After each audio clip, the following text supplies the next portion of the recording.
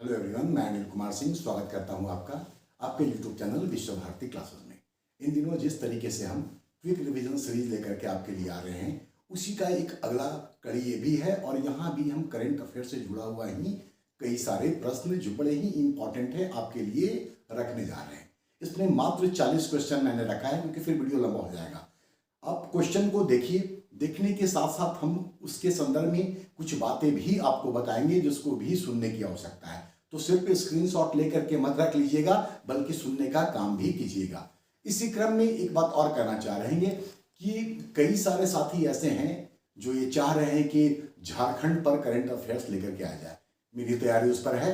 हम जल्दी, आज तो नहीं, कल परसों में हम आपके लिए निश्चित तौर पे करंट अफेयर्स लेकर के आएंगे। वैसे हम आपको बता दें कि जब सीजीएल की तैयारी के दौरान कल भी हम ये बात कहे थे, वहां भी मैंने करंट अफेयर से जुड़ा हुआ कई सारा प्रश्न आपके लिए ऑब्जेक्टिव फॉर्मेट पर रखा था। उसको एक्सप्लेन करने के क्रम में मैंने कई सारी जानकारियां आपको दी थी। फिर से दोहरा दें कि वो बिल्कुल भी इररिलेवेंट नहीं है और उसके बाद का जो जरूरत का चीज है वो हम निश्चित तौर पर आपके लिए लेकर के आएंगे। एक बात और बहुत दिल से कहना चाहेंगे, आज एक अनजान साथी ने आपके चैनल विश्व भारती क्लासेस की तारीफ की।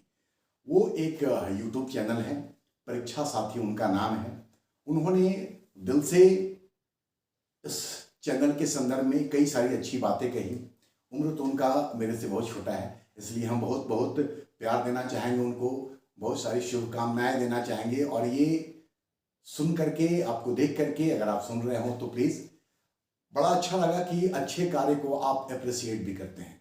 कई बार हम घर में अपने बच्चों से, अपनी पत्नी से बात भी करते हैं कि इतना कुछ करने के बावजूद लोग चैनल को रिकॉग्नाइज नहीं कर रहे हैं, लेकिन आपके शब्द ने, यकीन मानिए, दिल से आपके लिए आशीर्वाद निकला, दुआएं आपको दी।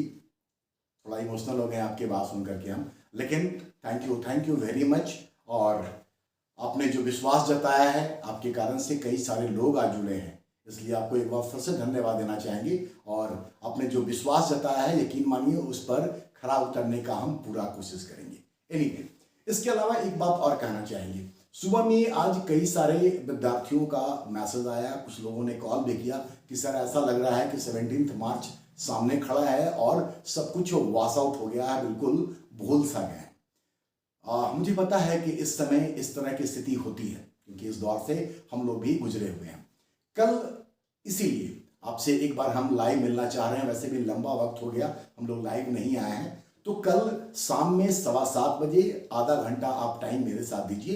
कल हम लोग बात करते हैं, आपकी समस्याओं को जो सामने आएगा उस पर हम लोग चर्चा करेंगे। और बिल्कुल आपका टाइम भी बिल्कुल वेस्ट नहीं करेंगे, क्योंकि पता है कि ये समय आपके लिए कितना प्रेशियस है। लेकिन कल शाम में हम लोग जरूर मिलना चाहेंगे और उम्मीद करेंगे कि आप सारे लोग एक बार, लंबे समय के बाद चूंकि हम लाइव होने जा रहे हैं, तो आप सब लोगों से मुलाकात होगी ऑनलाइन बहाने ही। चलिए आज का वीडियो देखते हैं। यहाँ पर 40 क्वेश्चन मैंने करंट अफेयर से रखा है। कल एक चीज़ और, कल इंडियन कॉन्स्टिट्यूशन से जुड़ा हुआ भी कुछ इंपॉर्टेंट इंफॉर्मेशन हम आप तक पहुँचाने का प्रयास करेंगे। मैंने उसको ऑलमोस्ट तैयार कर रखा है, आप तक पहुँचाने का हम वो भी काम करेंगे, तो उसको भी प्लीज़ लास्ट टाइम में देखने का काम अवश्य कीजिएगा। चलिए फिलहाल इसको देखते हैं। चलिए, सबसे पहले आपको यह सूचना मिल रही है कि कल हम लाइव हो रहे हैं, आप इसको देख रहे हैं। चलिए क्वेश्चन का सिलसिला हम लोग शुरू कर रहे हैं। क्वेश्चन नंबर 1, सियाचिन ग्लेशियर के किसी ऑपरेशनल पोस्ट पर तैनात होने वाली पहली महिला चिकित्सक कौन है? नाम सामने है, कैप्टन फातिमा वसीम।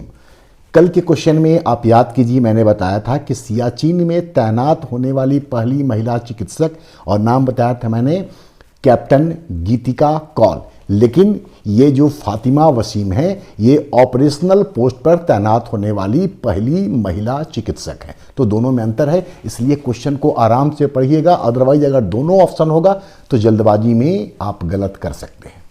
नंबर 2, भारतीय नौसेना के युद्धपोत का कमान संभालने वाली पहली महिला अधिकारी कौन है? आंसर है लेफ्टिनेंट कमांडर प्रेरणा देवस्थली।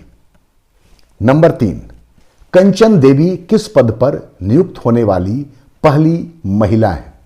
आंसर है भारतीय वानिकी अनुसंधान एवं शिक्षा परिषद, जो कि देहरादून में है, उसकी ये डायरेक्टर जनरल मतलब कि महानिदेशिका नियुक्त की गई हैं। तो पहला 3 क्वेश्चन महिला प्रधान क्वेश्चन था। नंबर 4, इटली के सर्वोच्च सम्मान the order of merit, order का मेरिट लिखा गया, ऑर्डर ऑफ मेरिट पढ़िएगा उसको, से किसे सम्मानित किया गया है? आंसर है कबीर बेदी। कबीर बेदी जिन्होंने बॉलीवुड के साथ साथ हॉलीवुड में भी काम किया है। तो कबीर बेदी को इटली का ये सर्वोच्च सम्मान द ऑर्डर ऑफ मेरिट से सम्मानित किया गया है। सब सारी बातें लास्ट ईयर की हैं। नंबर 5, यादें यादें और यादें किनकी रचना है जिनके लिए उन्हें 33वां व्यास सम्मान प्रदान किया गया? आपको याद होगा व्यास सम्मान के बिरला फाउंडेशन के द्वारा दिया जाता है। पहले वीडियो में मैंने बताया भी था कि 32वां व्यास सम्मान जो था वो ज्ञान चतुर्वेदी को मिला था, उनकी रचना पागल खाना के लिए। कई बार ये भी हो सकता है कि 33वां की जगह आपसे 32वां पूछ दे, तो पीछे का चीज़ भी प्लीज़ थोड़ा सा रिकॉल करने का आप काम जरूर कीजिएगा। खैर, तो पागल खाना के लिए 32वां मिला था ज्ञान चतुर्वेदी को, और ये पुष्पा भारती को मिला है इस बार का 33वां व्यास सम्मान यादें यादें और यादें उनकी रचना के लिए। नंबर 6, कौन सी डिक्शनरी ने एआई मतलब कि आर्टिफिशियल इंटेलिजेंस को वर्ड ऑफ द ईयर 2023 चुना है? कौन सी डिक्शनरी ने एआई को वर्ड ऑफ द ईयर 2023 चुना है? आंसर सामने है आपका, कॉलिन डिक्शनरी ने। कल हम आपको बताए थे कि ऑक्सफोर्ड डिक्शनरी ने वर्ड ऑफ द ईयर 2023 रीज को चुना था, RIZZ। इसके अलावा एक और डिक्शनरी है मरियम वेबस्टर, उसने ऑथेंटिक शब्द को वर्ड ऑफ द ईयर 2023 घोषित किया है। तो अलग अलग डिक्शनरी अलग अलग वर्ड को 2023 का महत्वपूर्ण वर्ड घोषित करते हैं। नंबर 7, केनिथ बोल्डिंग पुरस्कार से सम्मानित किए जाने वाली भारतीय हैं। आंसर सामने है, बीना अग्रवाल, जो कि पारिस्थितिकी अर्थशास्त्र के लिए जानी जाती हैं। ये पुरस्कार उनको मैक्सिको सिटी में दिया गया, और बीना अग्रवाल के साथ ये पुरस्कार हासिल करने वाले एक और व्यक्ति हैं जिनका नाम है डेविड बार्किन। तो डेविड बार्किन और बीना अग्रवाल जो भारतीय हैं, इन दोनों को केनिथ बोल्डिंग पुरस्कार से सम्मानित किया गया। पारिस्थितिकी अर्थशास्त्र से संबंधित हैं, इसका मतलब कि ये पुरस्कार भी पर्यावरण के क्षेत्र से संबंधित होगा। नंबर 8, प्रसिद्ध लेखक अमिताभ घोष को जलवायु परिवर्तन पर लेखन के लिए कौन सा पुरस्कार दिया गया है? पिछले वर्ष भी अमिताभ घोष बहुत चर्चा में रहे हैं और कई सारी जो पुरस्कार हैं इनको दिया जा चुका है। ये जो पुरस्कार इनको जलवायु परिवर्तन पर लिखने के लिए मिला है, उस पुरस्कार का नाम है इरास्मस पुरस्कार 2024। ये लास्ट ईयर के लिए ही है, दिया गया है इस साल के शुरुआत में। तो अगर क्वेश्चन ऐसे पूछता है कि इरास्मस पुरस्कार किससे संबंधित है, चूंकि आपके पेपर 1 के मिसलेनियस वाले पार्ट में पुरस्कार भी है जहां ट्रेडिशनल जो अवार्ड हैं वो भी पूछे जा सकते हैं, तो इरास्मस पुरस्कार किससे संबंधित होगा? जलवायु परिवर्तन और पर्यावरण से संबंधित। Number 9, lion that drank the moonlight, जिसका कि मलयालम वर्सन है नीलाऊ कुदीचा सिंहंगम। ये किनकी आत्मकथा है? तो ये आत्मकथा है इसरो के चेयरमैन एस सोमनाथ का। इसरो मतलब इंडियन स्पेस रिसर्च ऑर्गेनाइजेशन के जो चेयरमैन है एस सोमनाथ, उनकी ये आत्मकथा है।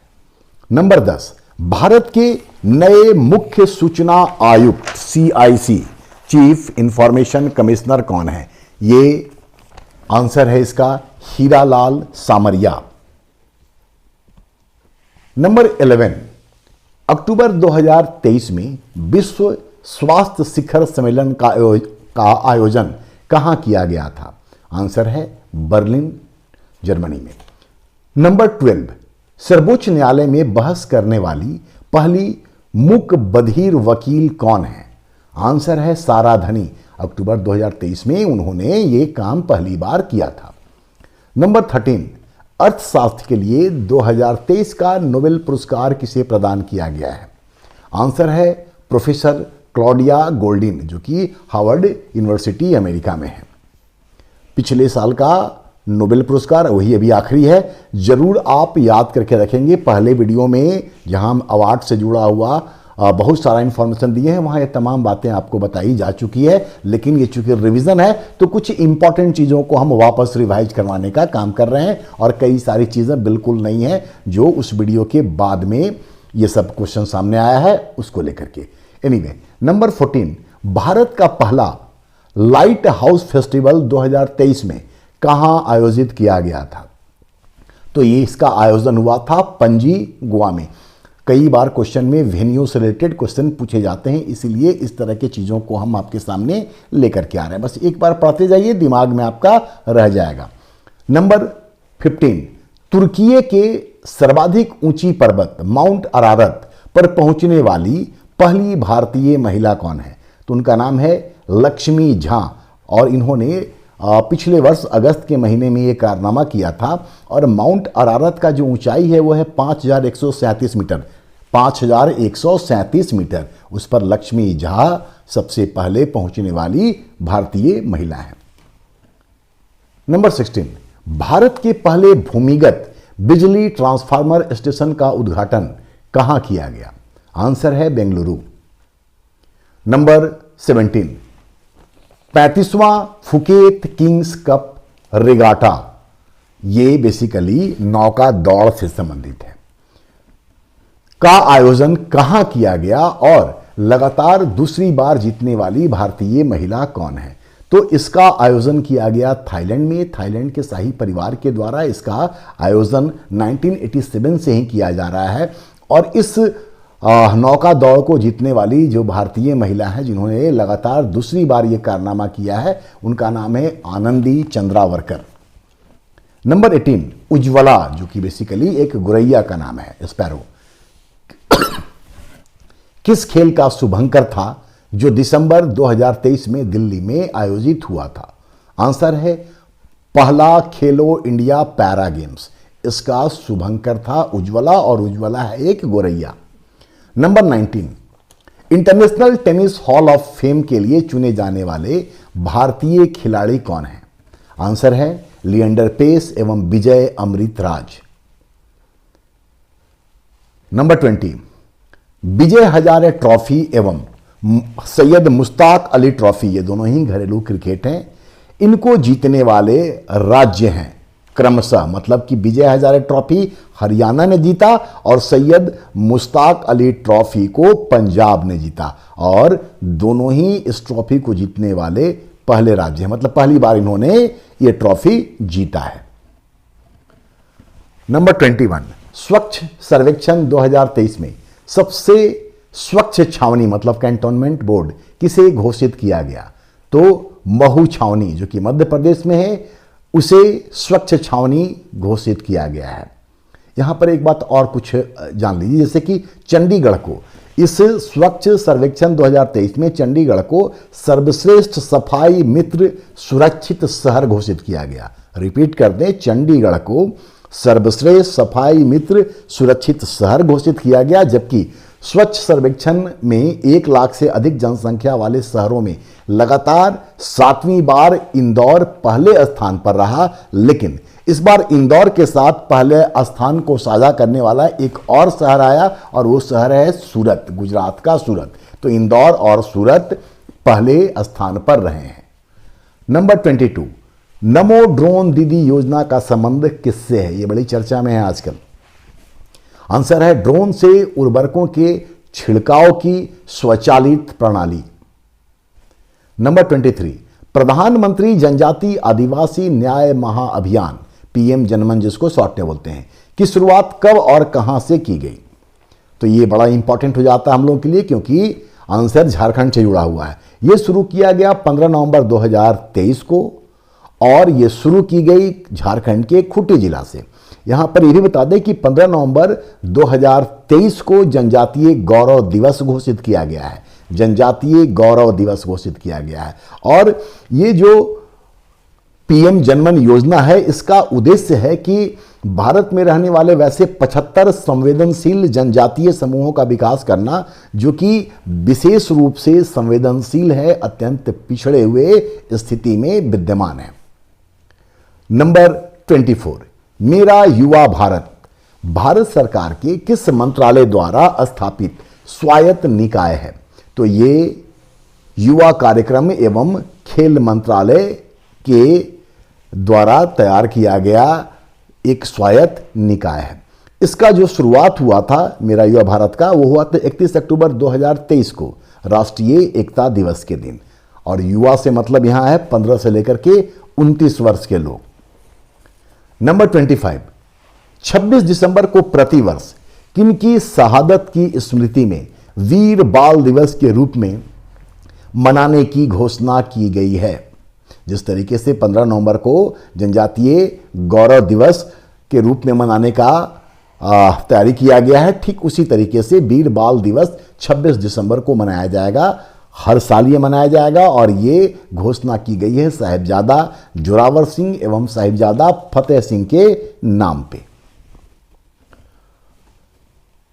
नंबर 26, मेरी माटी मेरा देश। ये मेरी माटी मेरा देश बेसिकली अमृत महोत्सव का समापन कार्यक्रम था।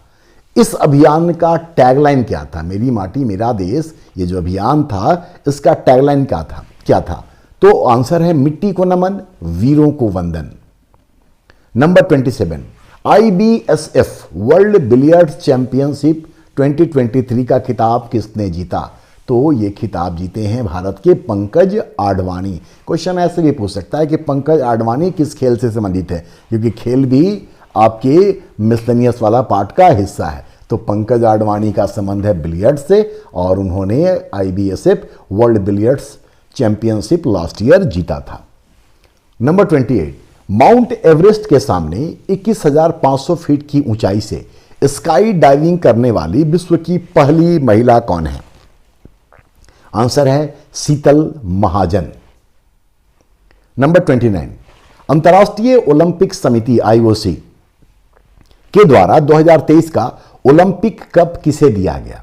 आंसर है ताइक्वांडो ह्यूमैनिटेरियन फाउंडेशन। तो इसको ओलंपिक कप दिया गया अंतर्राष्ट्रीय ओलंपिक समिति के द्वारा। 37th राष्ट्रीय खेल का शुभंकर क्या था? तो 37वें राष्ट्रीय खेल का शुभंकर है मोगा, और मोगा है एक भारतीय बाइसन। बाइसन एक जानवर का नाम है। आपको याद होगा पहले वीडियो में हम बताए थे कि इस खेल का आयोजन गोवा में किया गया और गोवा में पहली बार ही राष्ट्रीय खेल का आयोजन किया गया था। और उस खेल प्रतियोगिता में महाराष्ट्र अव्वल नंबर पे रहा था। और राष्ट्रीय खेल में जो राज्य सबसे ऊपर होता है, पहले स्थान पर होता है, उसको राजा भालेंद्र सिंह ट्रॉफी दी जाती है। ये बड़ा इंपॉर्टेंट लाइन है कि राजा भालेंद्र सिंह ट्रॉफी उस राज्य को दिया जाता है जिसने राष्ट्रीय खेल में सबसे अच्छा प्रदर्शन किया है। तो महाराष्ट्र याद रखिएगा, ट्रॉफी का नाम भी मैंने बता दिया। इसके अलावा राष्ट्रीय खेल जो 37वां हुआ उसमें सर्वश्रेष्ठ जो मेल या पुरुष एथलीट का पुरस्कार जीता, उनका नाम था श्री हरि नटराज। ये तैराकी से संबंधित है और कर्नाटक राज्य से हैं। फिर से दोहरा दें हम कि सर्वश्रेष्ठ पुरुष एथलीट का खिताब जीता श्री हरि नटराज ने, कर्नाटक के हैं और तैराकी से उनका संबंध है। जबकि सर्वश्रेष्ठ महिला एथलीट संयुक्त रूप से 2 लोगों को घोषित किया गया। दोनों ही जिम्नास्टिक से जुड़ी हुई हैं। एक का नाम है संयुक्त प्रसेन काले जो कि महाराष्ट्र की हैं, और दूसरी उड़ीसा की हैं, उनका नाम है प्रणति नायक। तो राष्ट्रीय खेल गोवा में मोगा उसका शुभंकर या मस्कट, और महाराष्ट्र अव्वल नंबर पर। नंबर 31, 13वां विश्व कप क्रिकेट 2023 का शुभंकर क्या था? आंसर है blaze and tonk. Blaze and Tonk.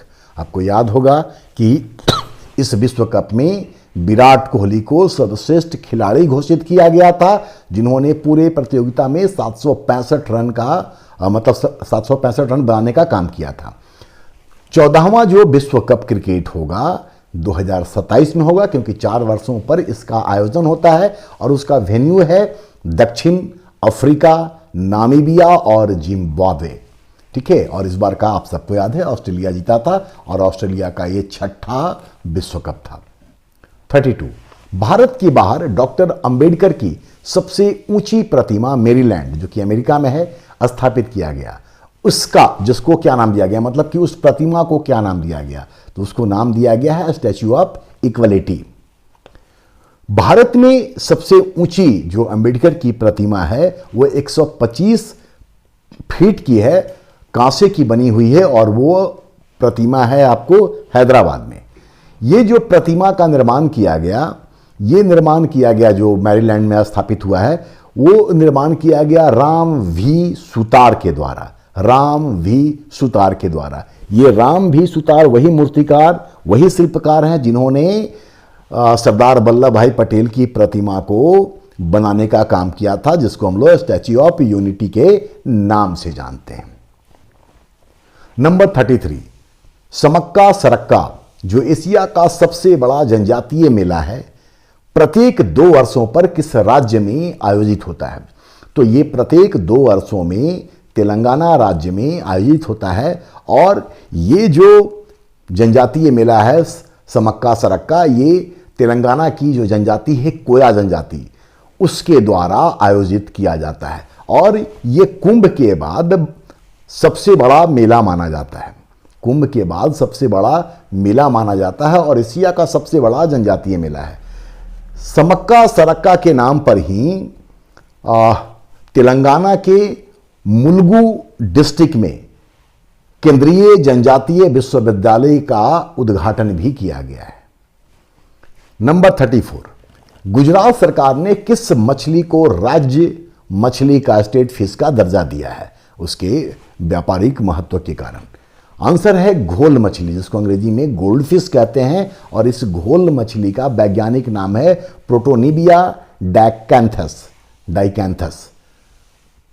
Number 35, 106वां संविधान संशोधन अधिनियम 2023 किससे संबंधित है? हर आदमी जान रहा है। ये महिलाओं को विधायिका में 33% आरक्षण देने से संबंधित है। महिलाओं को विधायिका में 33% आरक्षण देने से संबंधित है। और नए संसद भवन में सबसे पहले इसी विधेयक को रखा गया था।